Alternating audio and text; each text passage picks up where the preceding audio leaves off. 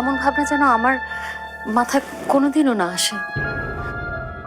ফুপু, আমি কি জানি না আপনি রবিনকে উৎসর্গ করতে চাচ্ছেন আমাদের জন্য, কিন্তু এমন উৎসর্গ আমি কি করে মেনে নিই?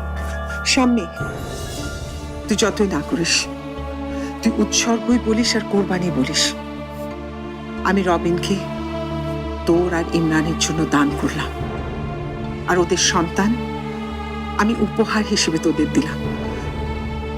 এই উপহার তোদের গ্রহণ করতেই হবে মা। সে তো এখন অনেক দেরি ফুপু। রবিন আগে পড়াশোনা শেষ করুক, ও একটা কাজে ঢুকুক, বিয়ের বয়স হোক, তারপরে না হয় দেখা যাবে।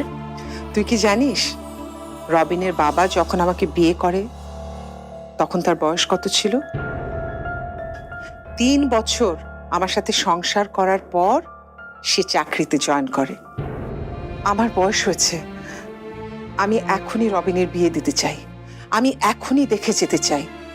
তুই আর ইমরান অর্ধেক না, জীবনের পূর্ণতা পেয়েছিস। তুই চাইলে ইমরানের সাথে কথা বলে নিতে পারিস, কিন্তু আমি তো জানি ইমরান কোনোদিন তোর মতের উপর কখনোই কিছু বলবে না। এবার সত্যি সত্যি বাড়িতে একটা সন্তান আসবে। ওই সিঁড়ি দিয়ে ছুটতে ছুটতে লাফিয়ে নামবে, ড্রয়িং রুমটা ধরে ঘুরতে ঘুরতে দৌড়াবে।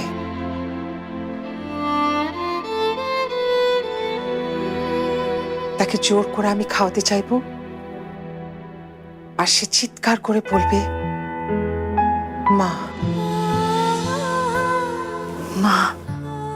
মা মা বলে ছুটে যাবে তোর দিকে, তোকে চাপটে ধরে তোর শাড়িতে নাক ঘষতে ঘষতে বলবে মা মা, দাদু ভালো না, দাদু ভালো না, আমি খাবো না, খাবো না আমি। তুই চাপটে ধরে ওকে কোলে তুলে নিবি আর আমাকে বলবি থাক না ফুপু, আমি খাইয়ে দিচ্ছি। আর আমি তখন বলবো না না, একদম এসব চলবে না, খাওয়ার সময় খেতে হবে, খেলার সময় খেলতে হবে। আর তখন ও তোকে চাপটে ধরে বলবে মা,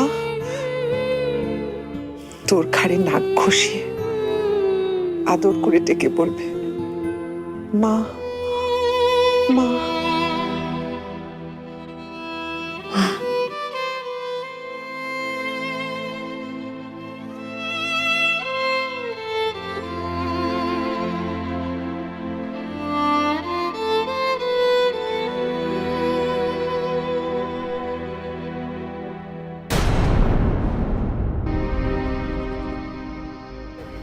আমি জানি মৌ, তুমি আশেপাশে কোথাও আছো।